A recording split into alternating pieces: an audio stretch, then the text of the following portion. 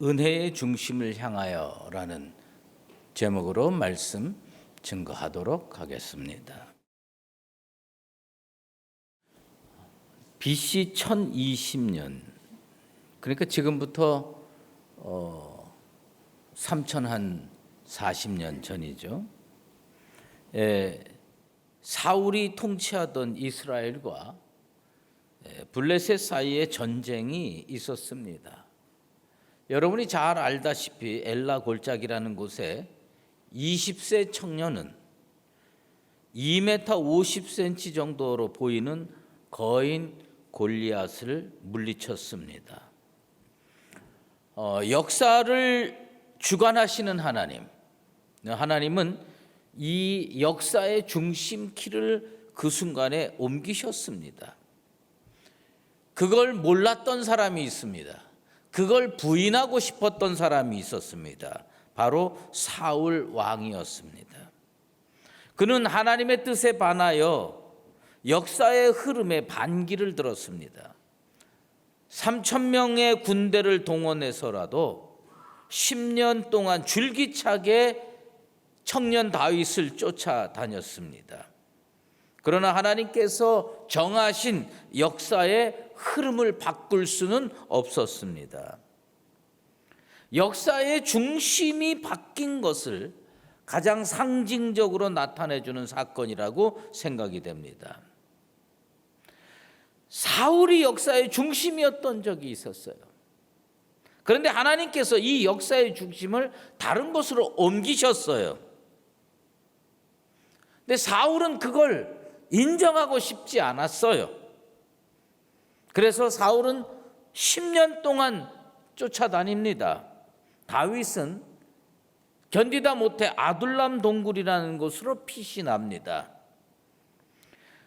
다윗이 아둘람 동굴에 있다는 소식을 어떻게 전해 들었는지 사람들이 그곳을 찾아오기 시작합니다. 사울이 통치하고 있었던 왕궁이 역사의 중심지가 아니었습니다. 다윗이 피신해서 살고 있는 동굴이 역사의 중심지가 되었습니다. 겉으로 보면 정말 형편없는 사람들이 그곳으로 몰려갔습니다. 성경에 보면 환난을 당한 자, 빚진 자, 원통한 자, 우리가 세상적으로 표현하면 어중이 떠중이들이 다 그곳으로 몰려들었습니다. 누가 봐도 그것을 역사의 중심이라고 평가하기는 어렵습니다. 그런데 그게 이스라엘 역사의 중심이 될 줄 누가 알았겠습니까? 일반적으로 사람은요, 세상이 자기를 중심으로 해서 돌아가기를 원합니다. 우리가 다 겸손하게 살아도 속을 다 뒤집어 놓고 보면 자기가 세상의 중심이라고 착각하면서 사는 경우가 무척 많습니다. 그런 현상은 비단 개인만 그런 것이 아닙니다. 그런 생각에 사로잡혀 있는 나라도 있고요, 민족도 있습니다. 왜요? 그렇게 생각하면서 사는 게 편하고 그렇게 사는 것이 어떻게 보면 자긍심이 생기기 때문입니다. 중국 사람들은 자기네가 마치 세상의 중심이라고 진짜 생각하는 것 같아요. 그래서 그것을 중화사상이라고 내세우고 주장합니다. 옛날 역사서들을 보면 주변 나라, 민족들을 전부 오랑캐라고 정해놓고 있습니다. 제일 듣기 싫은 소리가 역사에서 보면 우리나라를 동이라고 하지요. 동쪽의 오랑캐. 아마 지금도 세상이 이렇게 바뀌었는데도 중국 사람들 생각을 뒤집어 보면 그 생각에서 한 걸음도 바뀐 것 같지가 않습니다. 옛날 그리스에는 델포이 신전이라는 게 있었답니다. 그래 거기에다 그리스인들이요 뾰족한 타원형 돌을 그 델포이 신전에다가 갖다 놨습니다. 그리고 그 돌을 세워놨어요. 지금도 인터넷을 조사해 보면 그 델포이 신전에 그 사람들이 갖다 놓은 돌이 하나 있습니다. 그걸 그렇게 세워놓고 그 사람들은 그걸 뭐라고 부르느냐 하면 옴파로스라고 부릅니다. 그 옴파로스라는 말의 뜻이 뭐냐면 배꼽이라는 뜻입니다. 왜 거기다가 돌 하나 갖다 놓고 옴파로스라고 불렀습니까? 자기네가 세상의 배꼽이다. 자기네가 세상의 중심이다. 21세기를 살아가는 지구상의 모든 사람들 중에 지금 누가 중국을 중심이라고 생각합니까? 누가 그리스를 세상의 중심이라고 생각합니까? 그들만 그렇게 생각하고 착각하고 살고 있는 겁니다. 예수님께서 공생애를 시작하신 지 얼마 안 돼서 벳세다 사람 빌립은 예수님의 제자가 됩니다. 그리고 자기 친구 나다나엘을 찾아갑니다. 그래서 나사렛 예수를 소개합니다. 내가 그분의 제자가 됐으니 너도 예수 믿고 제자가 되라. 나다나엘은요 1초도 지체하지 아니하고 바로 빌립에게 이런 이야기를 합니다. 나사렛에서 무슨 선한 것이 날 수 있느냐 반문합니다. 이스라엘 사람들 머릿속에 역사의 중심지는 어디냐? 예루살렘이다. 정치의 중심지는 어디냐? 예루살렘이다. 그런데 이 사람들은 그런 생각에 사로잡혀 살았기 때문에 갈릴리, 나사렛 이런 데는 역사의 중심이 될 수 없다고 확신하고 사는 거예요. 그런데 거기에 위대한 스승이 나타났다. 메시아가 나타났다. 빌립이라는 사람이 자기가 제자가 됐다. 야, 나사렛에서 인물이 날 수 있냐? 나사렛에서 스승이 날 수 있냐? 성경을 아주 많이 읽은 분들도 아마 제가 지금 질문하는 거 대답할 수 있는 분이면 진짜 제가 인정합니다. 야, 진짜 목사보다 성경을 더 많이 하는구나. 제가 인정할 질문을 하나 할게요. 갈릴리 지역을 솔로몬 왕 시절에 뭐라고 불렀는지 아십니까? 갈릴리, 우리가 흔히 얘기하는 갈릴리 호수 주변의 이 지역을 솔로몬 시대에 뭐라고 불렀는지 혹시 아십니까? 갈릴리 지역을 뭐라고 불렀냐면 가불 땅이라고 불렀습니다. 한번 따라해 보십시다. 가불 땅. 가불은 히브리어고 땅은 우리말이에요.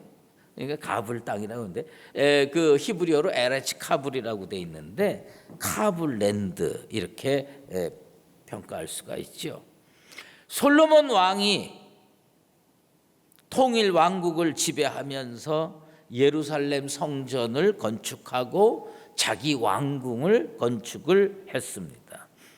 당대 최고의 건축 기술자가 어디 있었느냐? 두로에 있었습니다. 두로의 왕, 두로의 지배자 히람이 최고의 건축 기술자였습니다. 솔로몬은 하나님의 성전을 잘 지어서 하나님께 봉헌하기를 원했습니다. 그러니까 최고의 기술자를 불러다가 그 성전 건축을 맡겼습니다. 그 성전 건축을 거기 맡겼고 그 다음에 솔로몬의 왕궁도 지었습니다. 그런데 건축 기간이 몇 년 걸렸느냐? 예루살렘 성전도 건축하고 왕궁도 건축하는데 히람이라고 하는 두로의 왕이 와서 그 성전을 건축하고 왕궁을 건축하는데 몇 년 걸렸느냐면 20년 걸렸습니다.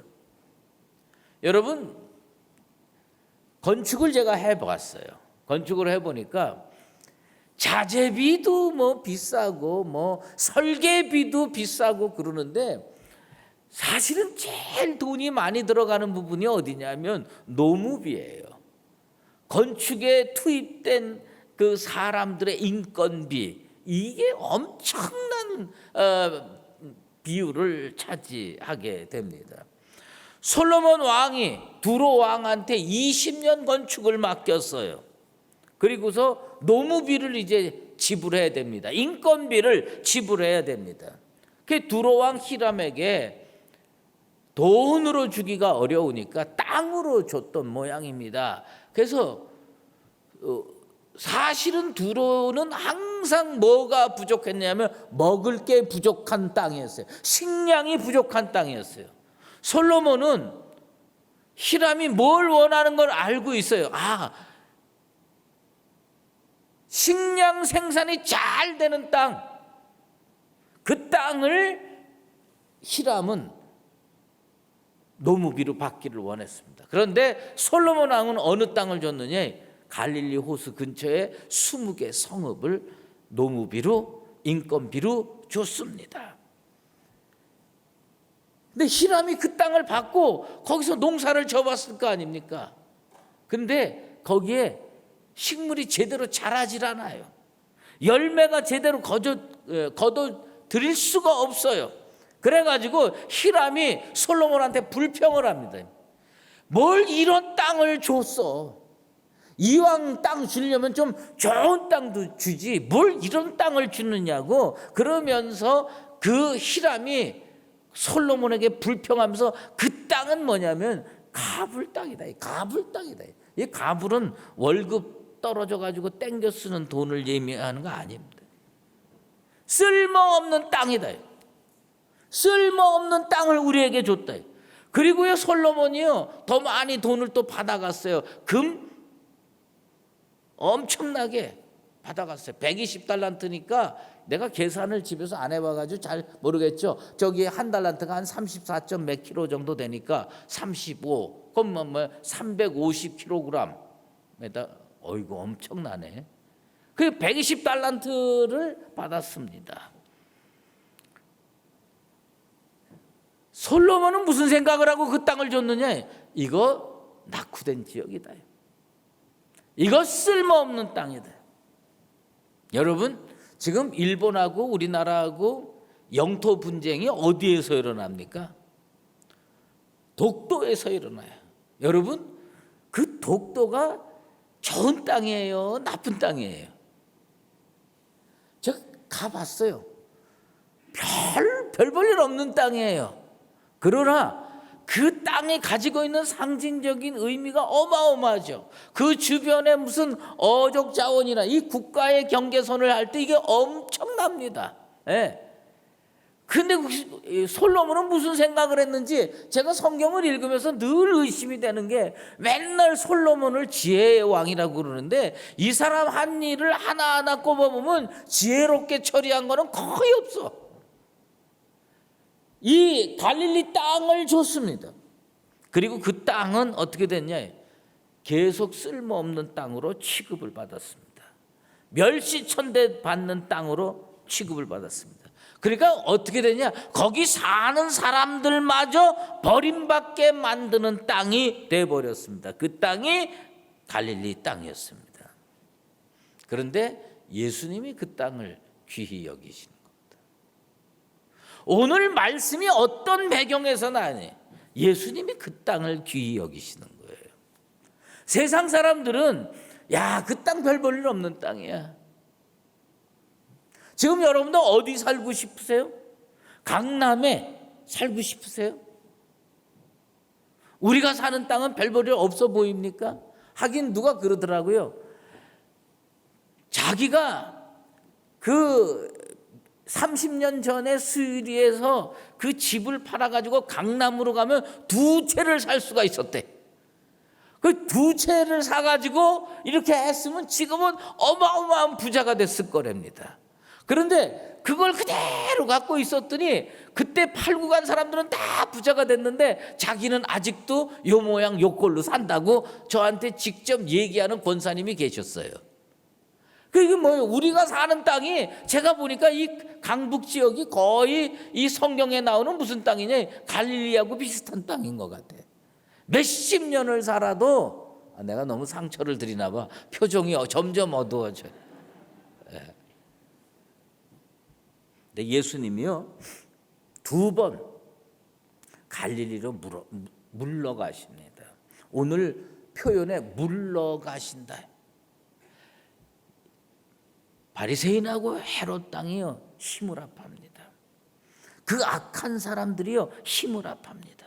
뭉칩니다. 그리고 이 철천지 원수지간이었던 사람들이 하나의 목적, 예수님을 어떻게 하면 죽일 수 있을까? 그래서 하나가 됩니다.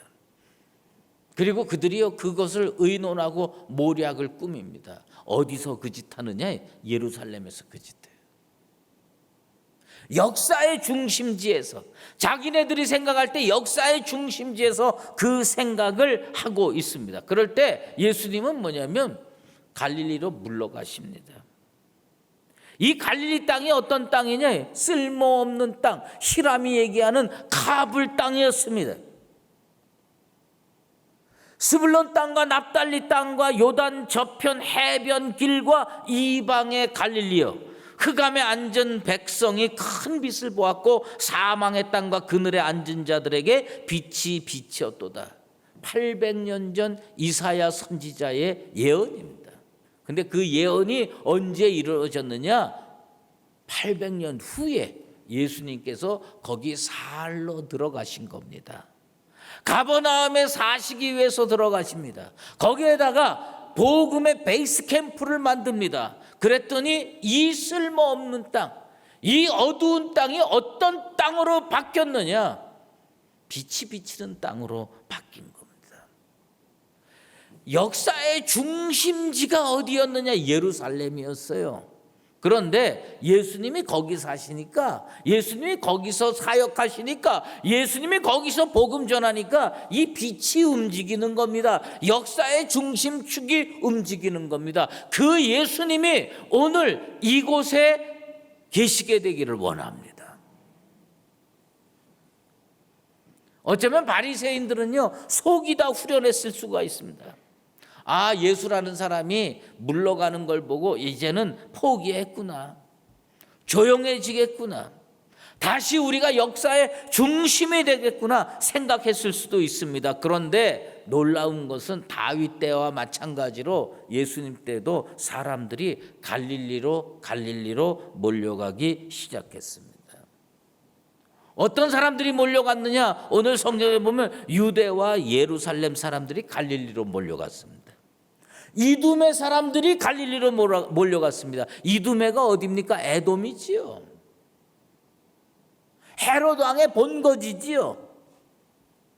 심지어 두로와 시돈에서도 예수님께로 나아갑니다. 흑암에 앉은 백성들이 거기만 흑암이 아니에요. 갈릴리만 흑암이 아닙니다. 역사에 후미진 곳이 얼마나 많은지 몰라요. 그런데 그것에 빛이 비치니까 사람들이 몰려가는 겁니다. 역사의 중심이 바뀐 겁니다. 헤롯과 바리새인들이 몰려 사는 예루살렘이 역사의 중심지인 줄 알았는데 이제는 역사의 중심지가 어떻게 되느냐? 예수님이 가는 곳이 역사의 중심지입니다. 예수님께서 사시는 곳, 예수님께서 머무시는 곳, 그게 역사의 중심입니다. 오늘 이곳에 우리 주님께서 강림하시게 되기를 소망합니다. 그러면 여기가 역사의 중심지가 되는 겁니다. 며칠 전에 후배 목사 한 분을 만났습니다. 사실은 2분을 만났는데 그 2분의 고백이 비슷해요. 이 목사들 만나면요 대부분 무슨 질문하냐면 이런 질문을 합니다. 자네는 어떤 연유로 신학교를 가게 됐냐? 언제 주님께서 불렀느냐? 언제 신학교를 갔냐? 그런데 제가 신학교 갈 때는요 그렇게 어렵지 않았어요. 그냥 한 3대1 정도 경쟁률만 뚫으면 갔습니다. 근데 여러분 어떻게 생각하는지 모르지만요, 저는 항상 인생을 살면서 실력도 무척 중요하지만 은혜가 중요하다. 제가 신학교 갈 때도요, 2년 재수하고 3년 재수한 분들이 수두룩했습니다. 근데 놀라지 마십시오. 저는 2개월 공부하고 들어갔습니다. 왜 2개월? 여러분 착각하지 마세요. 제가 무슨 공부를 잘했다 그런 얘기가 아니에요. 뭐냐면 제가 들어가기 1년 전에 신학교 수석으로 들어간 분이 계셨어요. 그 신학교 수석으로 들어간 분이 말이에요, 제가 신학교를 가겠다고 결심을 하고 그 선배를 만나서 나도 이제 신학교를 좀 가려고 그래. 뭘 공부하면 좋을까 형? 그랬더니 야, 지금 해가지고 너는 그냥 1년 더 할 생각을 하고 내가 그냥 작년에 공부해서 요약 정리해 놓은 노트 2권을 줄 테니까 그 노트 2권을 가지고 공부를 해서 요번에 시험 삼아 한번 봐봐라. 아니 여러분, 제가 2개월 그 노트 2권, 여러분 내가 아무리 머리가 나빠도요 2개월 동안 노트 2권은 외우겠더라고. 그래가지고 열심히 공부를 했는데 좋은 성적으로 들어갔어요. 야, 그 노트 2권이 어마어마한 힘을 가지고 있더만요. 그래서 저는 들어갔어요. 그래서 저는 항상 어떤 식으로 생각을 하냐면 나는 실력이 있어서 들어간 게 아니라 은혜로 들어갔다. 그런데 저를 찾아왔던 그 후배 목사님은 그때는요 15대 1이었답니다. 그래가지고 한 분은 오수를 했어요. 제 대학 후배였는데 오수를 했대. 5년 동안 성경 공부하고 이렇게 하면서 겨우 들어갔다고 그러더라고요. 하긴 15대 1 뚫기가. 그런데 제가 이 말씀을 드리는 가장 근본적인 이유는 뭐냐? 그러면 요즘에는 몇 대 1이냐? 요즘에는요 1.5대 1입니다. 여러분 늦기 전에 신학교 가세요. 쉽습니다. 1.5대 1에 그렇게. 근데 이게 나쁜 현상인가 좋은 현상인가? 저는 좋은 현상이라고 생각합니다. 진짜 좋은 현상이래. 뭐가 잘 돼서 쫓아가면요 거기 뭐가 있겠어요. 예수님이 물러가셨어요. 역사의 중심에서 막 그 사람들이 진짜 힘을 다투고 권력을 다투고 달려드니까 예수님이요 물러갔어요. 예수님이 물러가도 거기가 역사의 중심지가 되는 겁니다. 다윗이 아둘람 동굴로 피신했다고 해서 역사의 흐름이 바뀌는 게 아닙니다. 사람들이 몰려갑니다. 하나님이 그곳을 역사의 중심지로 삼으면 거기는 은혜의 역사가 일어나고 생명의 역사가 일어나게 될 줄로 믿습니다. 어디에 가야 되느냐? 예수님 계신 곳을 가야 됩니다.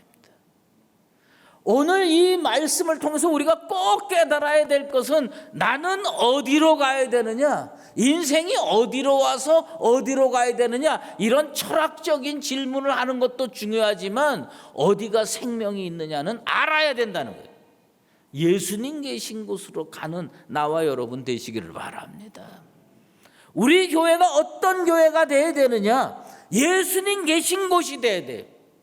건물이 빛과 번쩍해서 좋은 건물이 있어 거기 가면은 살 것 같지만 그렇지 않습니다. 건물로만 예를 들면 예루살렘 성전이 더 호화로웠고 예루살렘 왕궁이 더 멋들어졌어요. 그런데 하나님은 그곳을 버리셨어요. 오히려 세상 사람들이 가볼 땅이라고 쓸모없는 땅이라고 버린 땅이라고 욕했던 그 지역에서 생명의 현상이 일어났습니다. 왜요? 예수님이 거기 사시니까. 예수님이 거기 머무시니까요. 요즘 우리가 사는 세상은요 팩트가 중요한 시대입니다. 모든 게 팩트 중심으로 사실 중심으로 전개된다고 해도 과언이 아닙니다. 예수님이요 하나님의 아들인 것은 팩트입니다. 이건 사실입니다. 그런데 그걸 누가 붙잡아야 되느냐? 예수 믿는 사람이 붙들어야 돼요. 근데 누가 붙들었느냐? 귀신 들린 사람들이 붙들었어요. 귀신 들린 사람들이 하나님의 아들이라고 무릎 꿇고 부들부들 떨면서 부르짖었어요. 여러분, 우리가 최고의 기도로 생각하는 게 무슨 기도예요? 부르짖는 기도예요. 그런데 예수님 믿는 사람이 부르짖을 때 그게 의미가 있는 것이지, 예수님 믿지 않는 사람이 부르짖으면 무슨 의미가 있겠어요? 지금 누가 부르짖었느냐? 오늘 성경 말씀에 보면 귀신 들린 사람이 부르짖었어요. 귀신 들린 사람이 예수를 하나님의 아들이라고 고백합니다. 귀신 들린 사람들이 진짜 예수님 앞에 부들부들 떨면서 부르짖습니다. 예수님께서 엄히 경고하십니다. 말하지 말라고 경고합니다. 저는 이 코로나 시대에 그런 생각을 많이 하면서 묵상하면서 지내고 있습니다. 하나님께서 이 사태를 통해서 무슨 일을 하고 계시나요? 하나님은 지금 무슨 일을 하고 계시나요? 교회가 좀 물러가기를 원하시는 거 아닌가? 교회가 권력의 중심에 있고요, 경제의 중심에 있고요, 이러면 안 됩니다. 예수님이 바리새인과 싸울 줄 몰라서 물러가셨겠어요? 예수님이 헤롯 땅이 무서워서 물러갔겠습니까? 예수님은요, 본질로 돌아가기 위해서 물러간 줄로 믿습니다. 생명이 제대로 잉태되고 생명이 제대로 열매를 맺으려면 권력 투쟁에서 되는 게 아니다 이거예요. 세상도 조용해지고 있지만은 교회도 조용해지고 있어요. 이 코로나 사태로 조용해지고 있습니다. 하나님이요, 우리 역사 속에서 이렇게 보면요, 큰 일을 하나씩 치를 때마다 진짜 감당할 수 없는 이단들을 정리해 주시는 것 같아요. 이단들이요, 세상에서 예수 제일 잘 믿는 것처럼요, 인터넷을 도배하고 있습니다. 오히려 그리스도인들은 고백도 못해. 그리스도인이 무슨 말만 하면요, 벌떼같이 달려들어서 하는 겁니다. 이단들이 예수를 선점하고 있는 현상이에요. 이단들이 예수를 자기네 전유물인 것처럼 주장하는 시대에 우리가 살고 있습니다. 난 하나님이 경고하신다고 생각해요. 조용해라. 떠들지 마라. 이 시대에 사는 진실한 그리스도인들의 역할이 중요합니다. 하나님이 왜 이런 코로나 사태를 줬느냐? 저는 다른 거 복잡한 건 모릅니다. 그러나 제게 다가온 한 가지 말씀이 있어요. 그건 뭐냐면, 너 진실하게 살아라. 너 진실하게 살아라. 그리스도인답게 살아라. 교회는 언제든지 닫을 수 있다. 이런 세상 속에서 우리가 어떻게 살아야 되느냐? 악한 자들에게 팩트 들려주면 안 됩니다. 예수 믿는 사람들이 무얼로 다시 일어나야 되느냐? 나 예수 믿고 구원 얻었다로 다시 일어나야지. 교회 크게 졌다, 예수 믿어가지고 잘 먹고 잘 살게 됐다, 여기 물러나라는 겁니다. 예수님이 좀 거기에서 물러나서 본질로 돌아가라는 겁니다. 믿음으로 돌아가라는 겁니다. 말씀으로 돌아가라는 겁니다. 난 우리 교회가 그렇게 되길 바랍니다. 우리 교회가 어떤 교회가 되느냐?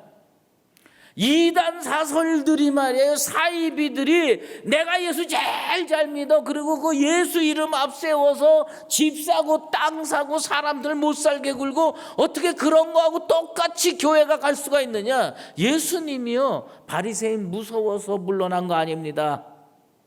예수님이 헤롯 땅 무서워서 물러간 거 아닙니다. 예수님은 생명의 본질을 붙들고 계시기 위해서 물러간 줄로 믿습니다. 지금 역사 속에서 하나님이 우리가 좀 조용히 지내기를 원합니다. 뭐예요? 네가 진짜 붙들고 있는 게 뭐냐? 네가 붙들고 있는 게 뭐냐?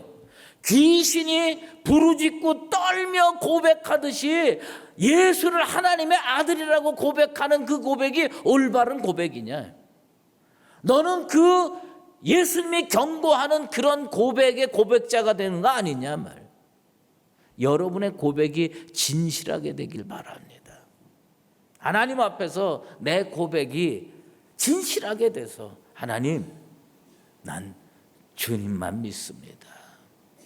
이 고백이 다시 터져 나와서 하나님이 역사의 중심으로 다시 활용할 수 있는 진실한 교회와 성도 되기를 예수 그리스도의 이름으로 축원합니다. 기도하겠습니다.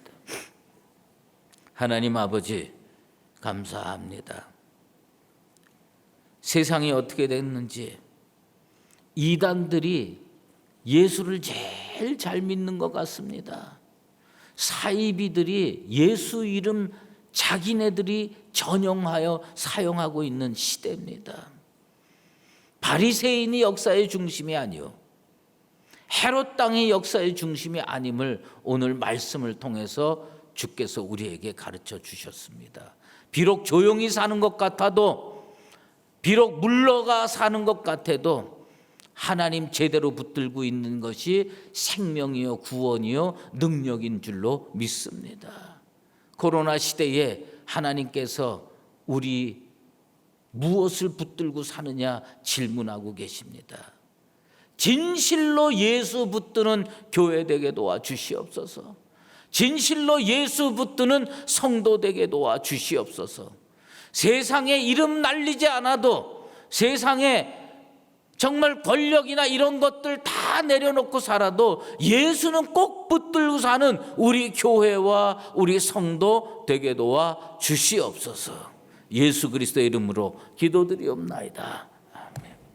이제는 우리 주 예수 그리스도의 은혜와 하나님 아버지의 극진하신 사랑하심과 성령의 인도하시고 교통하심이 세상 사람들이 아무리 큰 소리로 떠들어도 역사의 중심, 은혜의 중심, 생명의 중심은 오직 예수 그리스도이심을 새롭게 깨닫고 주님 앞에 나와서 주님과 동행하며 살기로 작정하는 수의제일교회 모든 믿음의 권속들 머리머리 위에와 주의 몸된 교회 위에 이제로 영원히 함께 계시옵기를 간절히 축원하옵나이다. 아멘.